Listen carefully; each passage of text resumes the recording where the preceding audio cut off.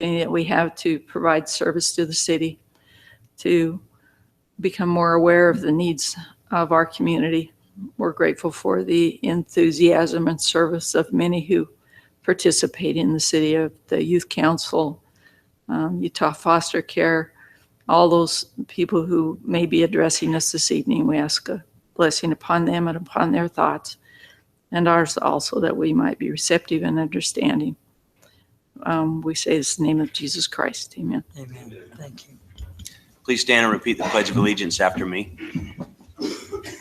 I pledge allegiance to the flag of the United States of America and to the republic for which it stands, one nation, under God, indivisible, with liberty and justice for all. Thank you very much. Appreciate that. We'll move on to item 1, approval of the agenda. Denise, we need to take off one of the 28. We need to take off September 28 minutes. They're not quite ready, is it? With that, Mayor, I move that the council approve the agenda with the exception of removing the minutes on item number 4 for September 28th. Second. Ranger, aye. Ellis and I. Nice. Seg Miller, aye. I kind of lost my thought right there for a minute. I'm watching Denise I was waiting for on my somebody to second computer. her second. Denise is typing on my computer. I got distracted. Item 2, announcements. Anything to announce among this body? I do want to announce that this Saturday, there's a new store opening in Washington. It's called Liquidators. It's over by Harbor Freight, in between Harbor Freight and Seagull Book. Their ribbon cutting is at 11 o'clock. So we invite all those that would like to, this Saturday. Invite all that would like to attend. We would do it. Okay, item 3, declaration of abstentions and conflicts. Anything to declare at this time? Okay, we'll move on to our consent agenda. Approval of minutes. To approve the minutes of the City Council meeting 9/27, 16, 10, 11, 16, and 10, 12, 16. And then a consideration to approve the board audit report for September 2016. Move approval of the minutes as noted, with the exception of 9/28/16. Have a second? Second. Second. And a second? Seg Miller, aye. Nice. Ellis and I. Granger, aye. Thank you. Those are approved. Item 5, Youth Council, presentation of the City Council, through the City Council, supporting drug-free for the month of October. Carmen, who do you have? All of them? Okay.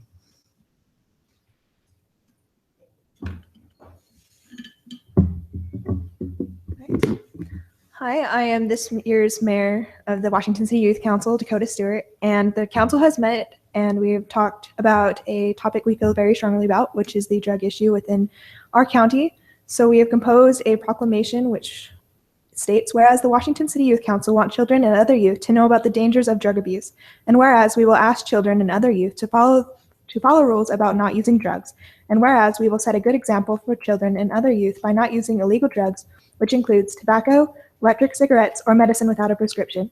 And now, therefore, the Washington City Youth Council, along with the Washington City Council, duly declares the week of October 24th, 2016, in the city of Washington, Utah, drug-free, and encourages everyone who cares about children and youth to do the same. We would like to present this to you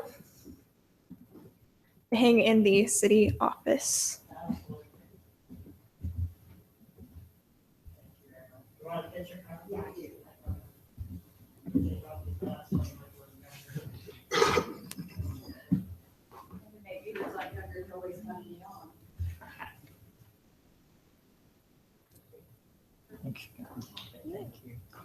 Thank you.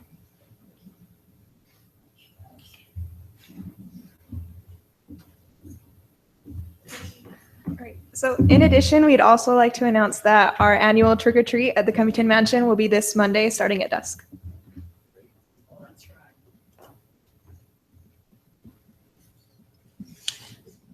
Thank you all very much, and I know you probably have somewhere else to go, so you're excused. Item 6, special event. Consideration to approve a special event for celebrating families through adoption held at Nyson Park November 5th, 2016. Applicant, Utah Foster Care. Good to see you again. How are you? Good to see you. Thank you.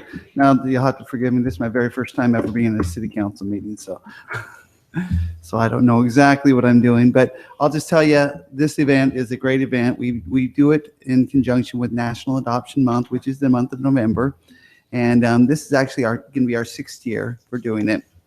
But the first year we've done it in Washington City. We've done it for the last 5 years in St. George.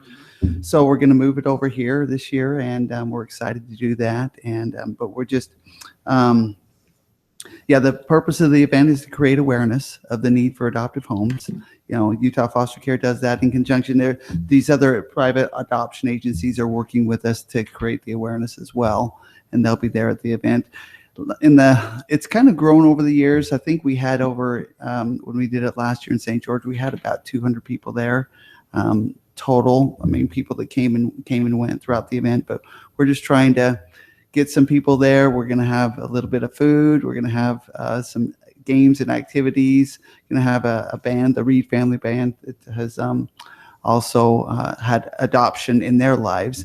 And we're inviting everybody that has had their lives be touched by in some way through adoption, whether they adopted themselves, whether a family member has adopted, anybody in the community, or anybody that's interested in learning more about adoption. That's the purpose of it. But so we're just wondering, requesting if we could get the fees waived for that event and be able to do that event there at the Nyson Park. That's up to you. What's the fees?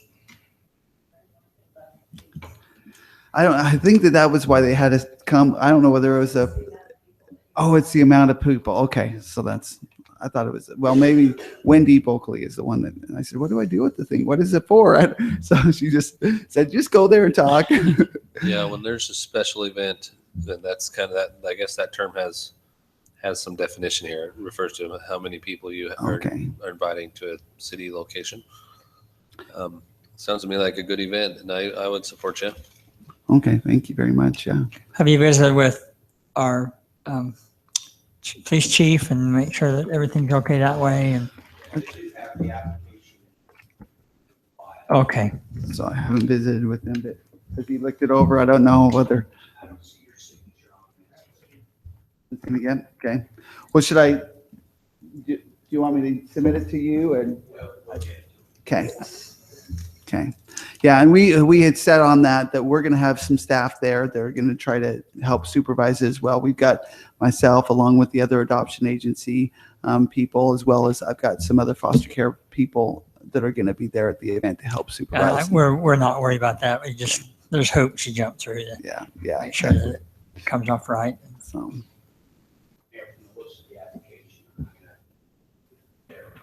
Okay. Okay.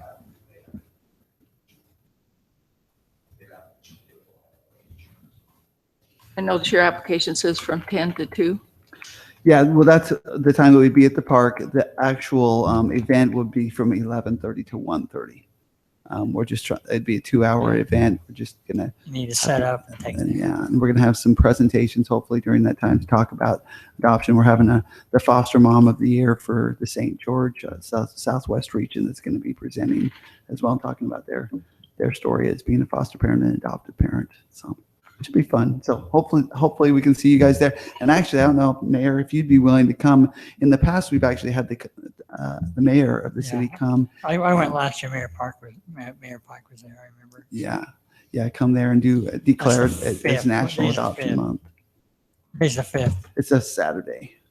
So I just live a block away from there. So. okay, yeah, no, that. The only thing, Mayor, I would just mention is, of course, Nyson Park is a little limited on your parking, and I know you've got a total count of between 150 and 200. Just probably the most important thing is that you make sure that your participants and all those that are there, we've got driveways and other things that they need to be. That's the challenge in that area. Yeah, no, that's good to know. I mean, and I wish that there was a little bit more parking, and we're hoping that's actually optimistic. I know in St. George we did have about that. That was the most we had was last year, and we're hoping moving to here we won't decrease that much, but that would be nice if we could get that many coming in. And we will, as we're making announcements.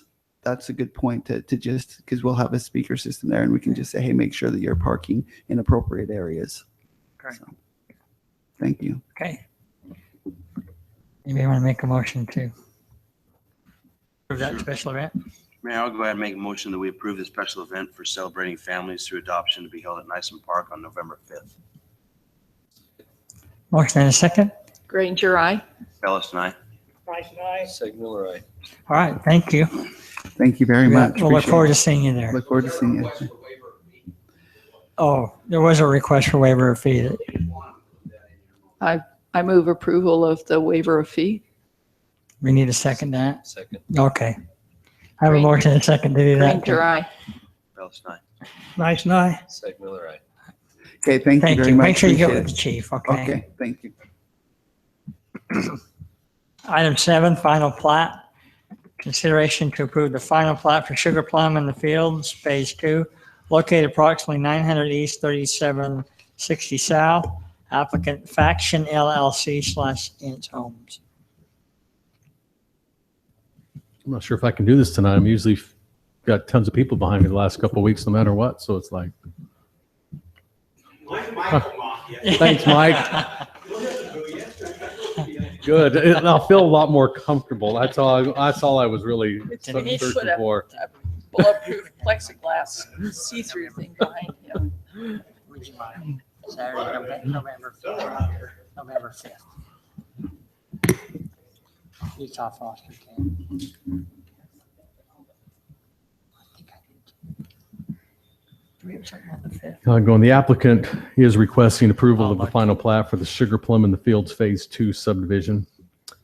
This particular portion of the master overall subdivision is proposing 39 lots, and the area coverage for Phase 2 is 12.39 acres.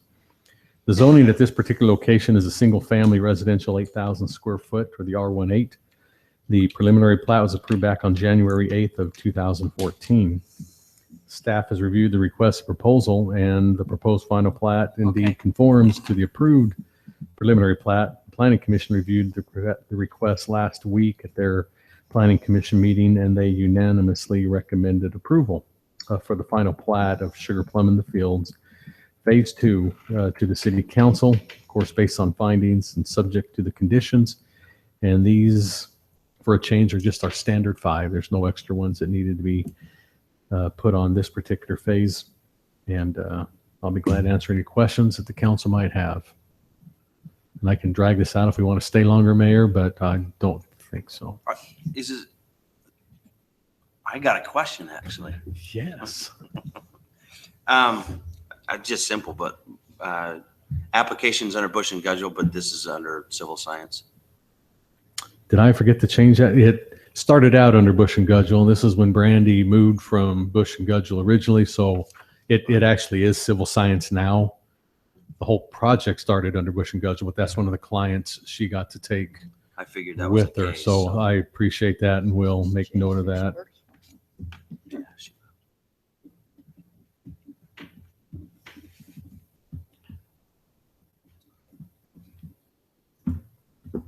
Any other questions or comments? Thank you. If not, I'll entertain a motion to approve or not. Mayor, I'll make the motion that we approve the final plat for Sugar Plum in the Fields Phase 2. Second. Motion and a second. Seg Miller, aye. Nice night. Bellis and I. Granger, aye. Thank you. That's approved. Anything to report from your assigned committees? City manager, you want to update us briefly on anything? Told me not to, but I will just mention one thing, and that is, that I think is significant, and that is that we are anticipating opening Telegraph tomorrow. Wow. And so, again, Do we need to do a ribbon cutting or anything? no, we're not ready to do that yet. We might one day, but not yet. So what we'll do is, of course, we are still going to have it narrowed down to 2 lanes, and we will have speed restrictions still on. We'll do that for a period of time. until we kind of see if there's any more settling with the traffic on it. Maybe do some utility work a little bit during the same time, and then just watch temperatures, make sure we get the hard surface in before. Feel like, yeah. But we should be open again tomorrow. We'll push that out. We get through Facebook and Twitter and the newspaper and those type of things.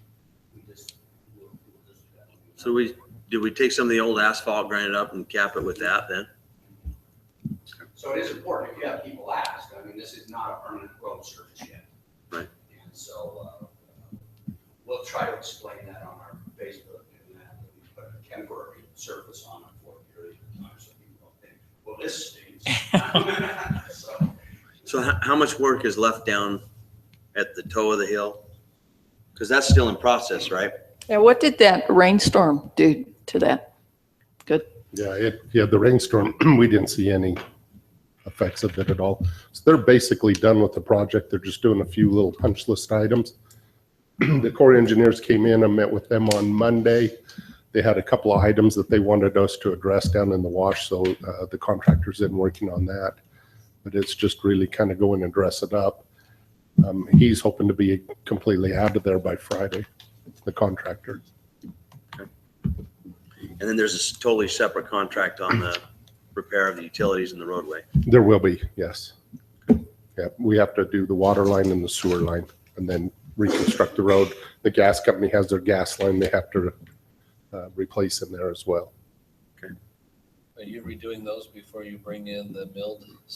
No, we're getting the millings on it so we can get the traffic on it because we need a kind of a hard surface, all weather surface. So the millings are in place now. They just need to be graded off so they're smoother and then some cleanup work done and before we can open it for traffic.